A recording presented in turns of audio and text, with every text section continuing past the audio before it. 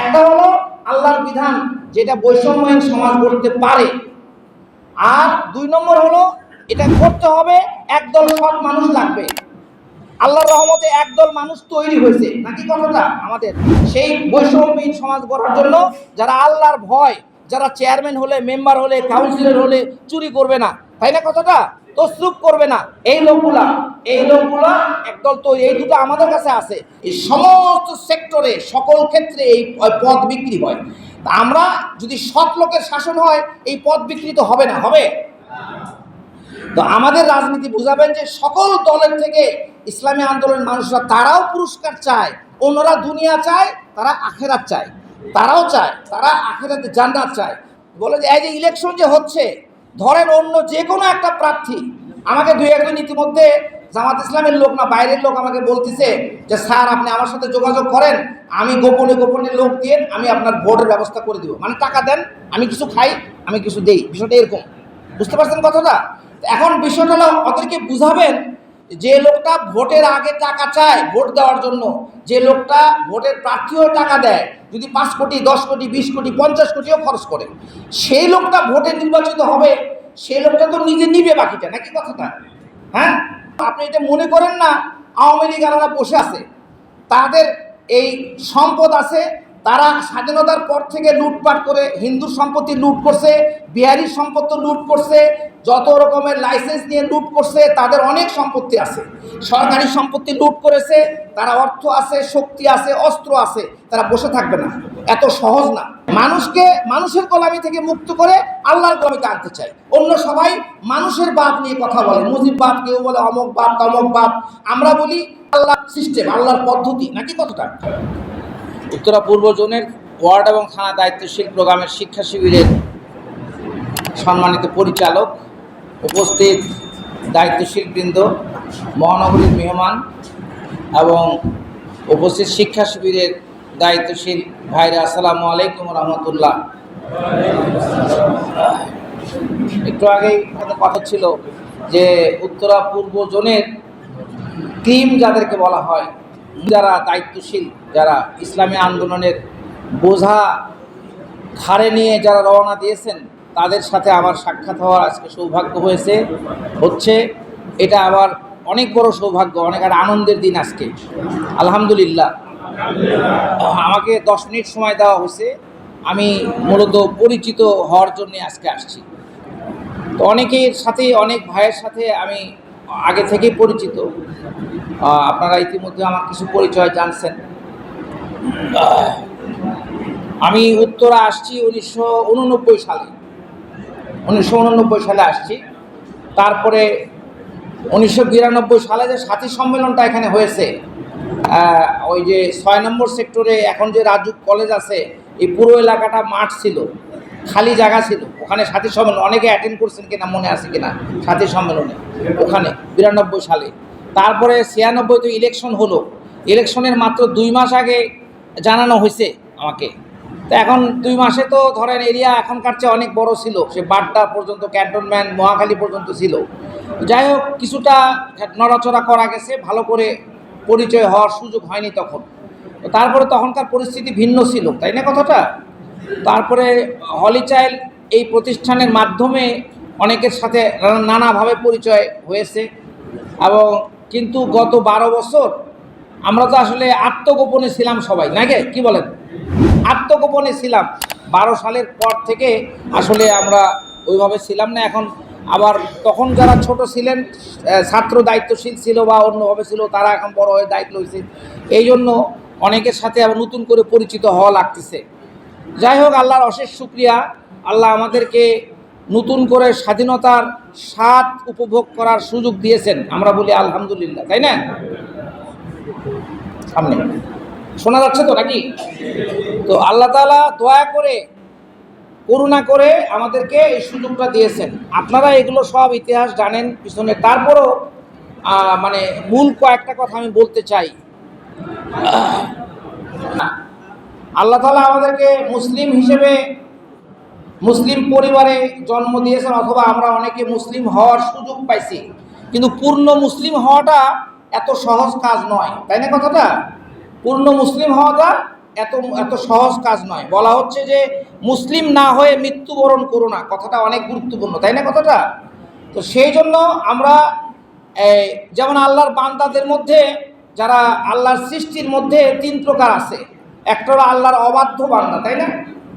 আর একটা হলো বাধ্য অনুগত, আল্লাহর দাস গোলাম যেটা। আর যেটা আল্লাহর প্রতিনিধি, দ্যাট মিনস খলিফা যাকে বলা হয়। আমরা খলিফা হওয়ার চেষ্টা করছি, কি বলেন? খলিফার মর্যাদা অনেক বেশি। অন্য সব সৃষ্ট জীব আল্লাহর গোলাম, আমরাও গোলাম, কিন্তু আল্লাহর খলিফা মানে আল্লাহর প্রতিনিধি হিসেবে আমি আল্লাহর কথাগুলো পৌঁছাবো, নাকি কথাটা?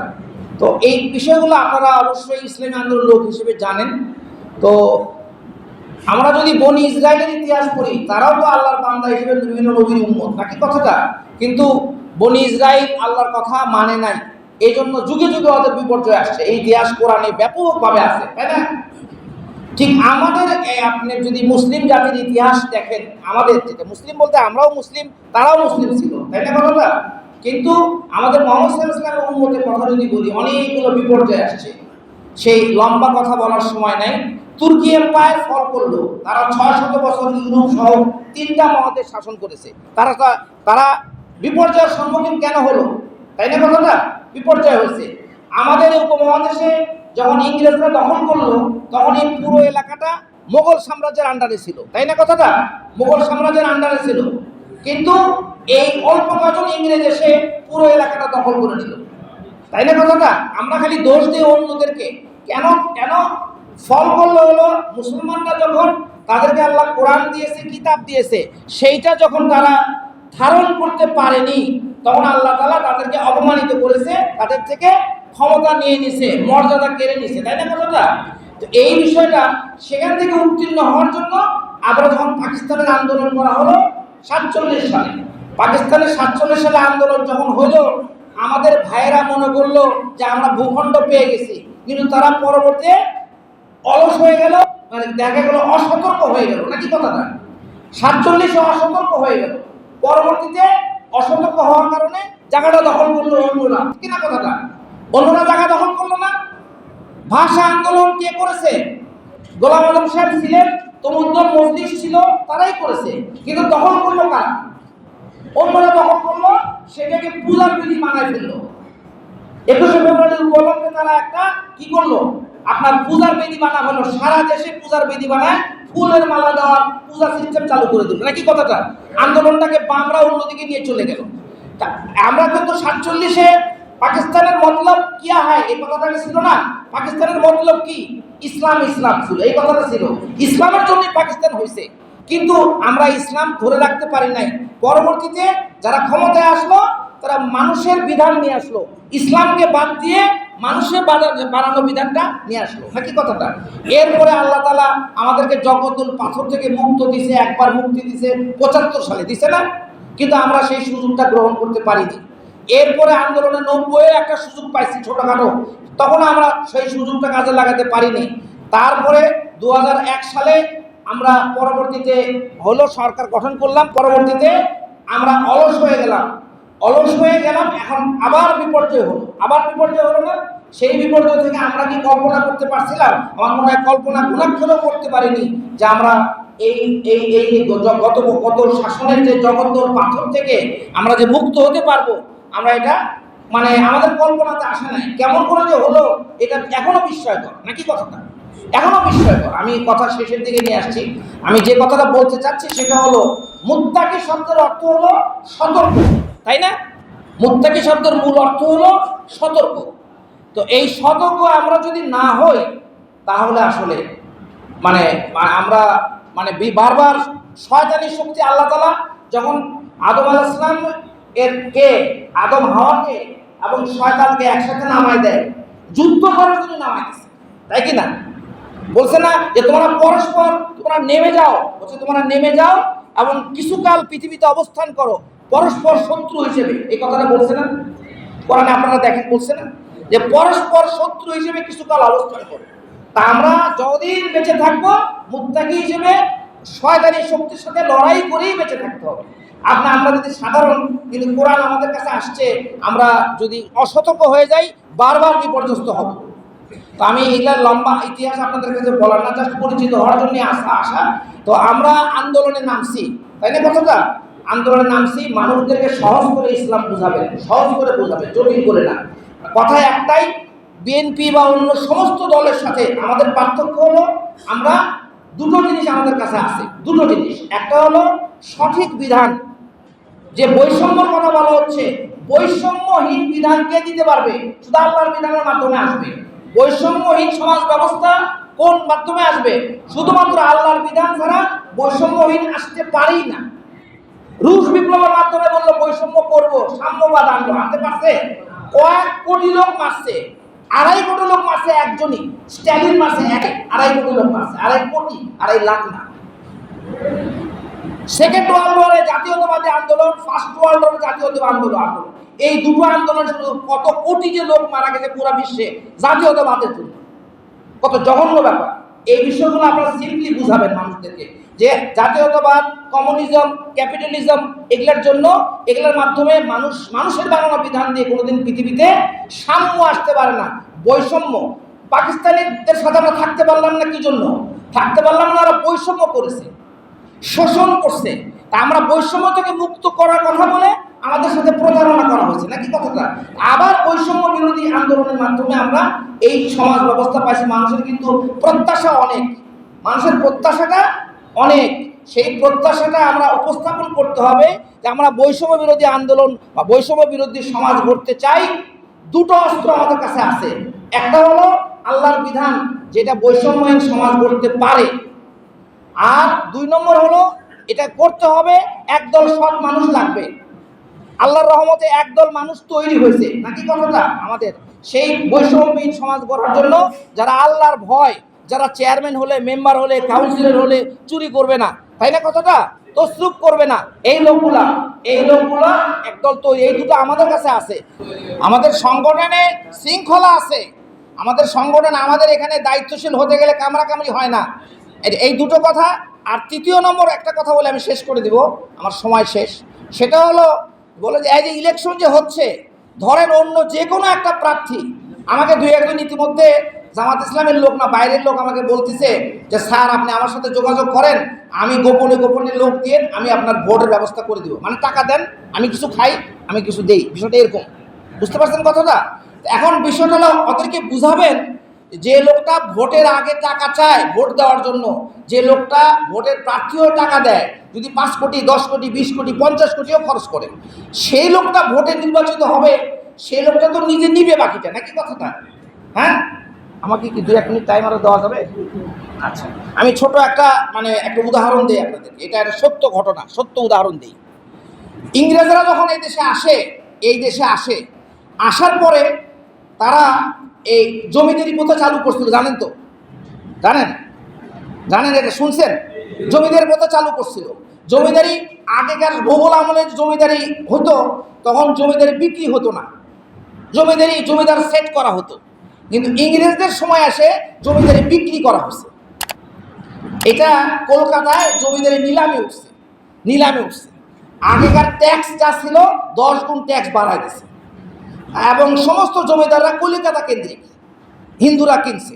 চিটাগাংয়ের জমিদারি বিক্রি হয়েছে কলকাতায়। যে লোকটা কলিকাতার চিটাগাংয়ের জমিদারি কিনছে, বরিশালের জমিদারি কিনছে, দেখা গেল যে সেই জমিদারি কিনছে, ও তখন জমিদারের আবার বিক্রি করে দিছে। জমিদারি কিনছে সে এত টাকা দিয়ে, একটা টাকা দিয়ে বিক্রি করে দিছে। বিক্রি করে দেওয়ার পর যে লোকটা কিনছে সে তো জীবনে চিটাগাংয়ে যায় নাই, সে আর একজনের কাছে বিক্রি করছে যে আমি 4 লাখ টাকা ট্যাক্স দেওয়া লাগবে, তুমি আমাকে 5 লাখ টাকা দিবা বছরে। তাহলে ওরা ভাগ করে নিল। আবার যে 5 লাখ দিছে সে আবার বিক্রি করছে 6 লাখ দিয়ে, সে 3 জনে একসাথে বিক্রি করছে। যারা আবার এই 3 জন আবার আরো বিক্রি করছে 8 লাখে বিক্রি করছে। এরকম করতে করতে 10 লাখ 12 লাখে বিক্রি করছে। ছিল 1 লাখ, সাধারণ ট্যাক্স ছিল 1 লাখ, সে 1 লাখ টাকা 20 লাখে চলে। এই 20 লাখ টাকা ওখানকার জনতার থেকে উঠে, আর সরকার পাবে 1 লাখ। বুঝতেছেন? তাহলে ধাপে ধাপে জমিদারিটা বিক্রি হচ্ছে, তাই না কথাটা?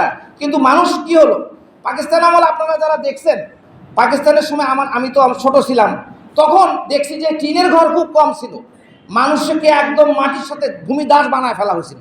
তাই না কথাটা? ট্যাক্স দিয়ে ওদের একটা রেগুলেশন করেছিল, 7ম রেগুলেশন। জমিদারদের নিয়ম ছিল যে তারা তাদের সমস্ত ক্ষমতা দিল, শুধু মেরে ফেলতে পারবে না এইটুক, তাও মেরে ফেলতো, নিয়ে এসে বেঁধে রাখা। প্রত্যেক জমিদারের বাড়িতে একটা করে জেলখানা ছিল, ছোটোখাটো জেলখানা ছিল, মারতে পারত। আমি যেটা মিন করতে যাচ্ছি যে জমিদারের পত্তন নিত, সে আরেকজনকে দার পত্তনদার, দার দার পত্তনদার, দার দার পত্তনদার, দার দার দার দার দার 20 পর্যন্ত হইতো। বুঝতে পারছেন কথাটা? আমি যদি মিন করতে যাচ্ছি, জমিদারি নিয়ে এসে পত্তন দিত। তো এখন মানুষের অবস্থাটা কি হয়েছিল? জীবন শেষ। আজকালকার অবস্থাতেও কিন্তু আমাদের এখনকার সমাজে যারা ইসলাম বিরোধী যারা রাজনীতি করে, তারা এখনো জমিদারি নেয়, এখনো জমিদারি নেয়। এই যে কোনো একজন মানে দেখা গেল 50 কোটি টাকা দিয়ে এমপি প্রার্থী হওয়ার জন্য বা যে কোনো একটা পদের জন্য সে মানে টাকা সেন্টারে দেয়, দিয়ে জমিদারি নিন। সে এখন যাকে বললো সেক্রেটারি তুই আমাকে কিছু দে, অমক পদের জন্য কিছু দে, অমক প্রতি পদ বিক্রি হয়, পদ বিক্রি করে না? একজন যদি 10 লাখ টাকা দিয়ে এখানকার সভাপতির পদ কিনে, সে আবার তার আন্ডারে সেক্রেটারিকে টাকা দেয়, মানে ওয়ার্ডদের ক্ষেত্রে টাকা নেয়, পদ বিক্রি করে। যারা পদ কিনে সে আবার চাঁদা তুলে, নাকি কথাটা? এলাকাটা ভাগ করে দেয়, ভাগ করে ভাগ করে ভাগ করে যে যে পদ কিনে, এরকমভাবে একই জমিদারি কিন্তু চলছে। এখন এটা অন্য একটা আন্দোলন, আর জামাত ইসলামী অন্যভাবে আন্দোলন। যে লোকটা এলাকায় সেবা করবে, এলাকায় সেবা করবে, সে নিজেই টাকা দিয়ে পদ কিনে নিয়ে আসে, সেই সেবা করতে পারবে? এটা কি খালি দলের ক্ষেত্রে হয়েছে? সকল ক্ষেত্রে হয়েছে। পুলিশে হয় না, একটা এসপি যদি একটা থানার ওসি বদলি হতে 20 লাখ টাকা লাগে, 40 লাখ, 50 লাগে, যে ওসি 50 লাখ টাকাতে বদলি হয়ে আসে, ও কি সেবা করবে? তাই না কথাটা? ও তখন আবার এসআইদের থেকে নেয়, নেয় কি না? এসআই যদি 5 লাখ টাকা করে দেয় বা বদলি হওয়ার জন্য দেয়, আবার সকল স্তর থেকে নেয় পদ, আর চান্দা খাওয়াটা করে দেয়। এই সমস্ত সেক্টরে সকল ক্ষেত্রে এই পদ বিক্রি হয়। তা আমরা যদি সৎ লোকের শাসন হয়, এই পদ বিক্রি তো হবে না, হবে? তো আমাদের রাজনীতি বুঝাবেন যে সকল দলের থেকে ইসলামী আন্দোলনের মানুষরা, তারাও পুরস্কার চায়, অন্যরা দুনিয়া চায়, তারা আখেরাত চায়, তারাও চায়, তারা আখেরাতে জান্নাত চায়। আল্লাহ তারা কি ইন্নাল্লাহ আশতারা মিনাল মুমিনিনা আমওয়ালুহুম ওয়া আনফুসাহুম বিআন্না লাহুমুল জান্নাহ। তাদের মাল এবং জান কিনে নিয়েছেন কিসের জন্য? কিসের বিনিময়ে? জান্নাতের বিনিময়ে। তারাও চায়, চায়, তারা বিক্রি করে দিছে, জান আল মাল বিক্রি করে দিছে। তা আমরা বিক্রি করে দিছি, তা আমরা এখন কিছু চাই না, কোনো মতে খায়া পরে বেঁচে থাকলেই হবে, নাকি কথাটা? তো এটাই আর কি।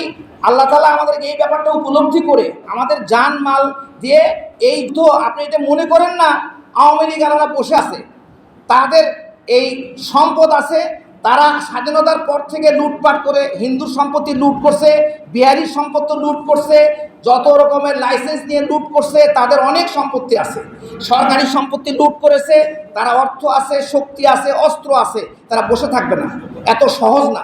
এই জন্য আমরা খুবই সতর্কভাবে উঠে পড়ে লাগতে হবে, উঠে পড়ে লাগতে হবে, লাগে কাজ করতে হবে। তারা কিন্তু সর্বোচ্চ চেষ্টা করবে বিশৃঙ্খলা সৃষ্টি করার জন্য। তো এখানে দায়িত্বশীলটা আপনাদেরকে বিভিন্ন ইলেকশন সম্পর্কে যে বিভিন্ন ট্রেনিং দিবে, যা কিছু দিবে, সেই অনুযায়ী আমাদের যুদ্ধের বিজয়। আগেকার সময় যুদ্ধ ছিল তরবারি নিয়ে মাঠে, এখনকার যুদ্ধটা এটাই যুদ্ধ, তাই না কথাটা? এখনকার ইনফরমেশনের যুদ্ধ, কৌশলের যুদ্ধ, তাই না কথাটা? এটাই তো। আল্লাহ আমাদের সবাইকে সঠিকভাবে উপলব্ধি করার সুযোগ দেখ এবং সেভাবে কাজ করার সুযোগ দিক। আর আমার ভুল ত্রুটিগুলো থাকলে আপনারা বলবেন, আমাকে সংশোধন করায় দেবেন। আমি তো ব্যক্তি, আপনারা আমার জন্য কাজ করবেন না, আমরা সবাই কাজ করব আল্লাহর দ্বীনের জন্য। মানুষকে মানুষের গোলামি থেকে মুক্ত করে আল্লাহর গোলামিতে আনতে চাই, নাকি কথাটা? মানুষকে মানুষের গোলামি থেকে মুক্ত করে আল্লাহর গোলামিতে আনতে চাই। অন্য সবাই মানুষের বাপ নিয়ে কথা বলে, মুজিব বাপ, কেউ বলে অমক বাপ, তমক বাপ, আমরা বলি আল্লাহ সিস্টেম, আল্লাহর পদ্ধতি, নাকি কথাটা?